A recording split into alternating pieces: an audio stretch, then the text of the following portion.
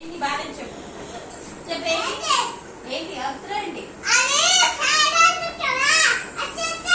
fan కూడా switch సముద్రంలో ఉంటాయి అది ఏసీ స్విచ్ అది మీకు ఏసీ లేదు కదా మరి ఎందుకు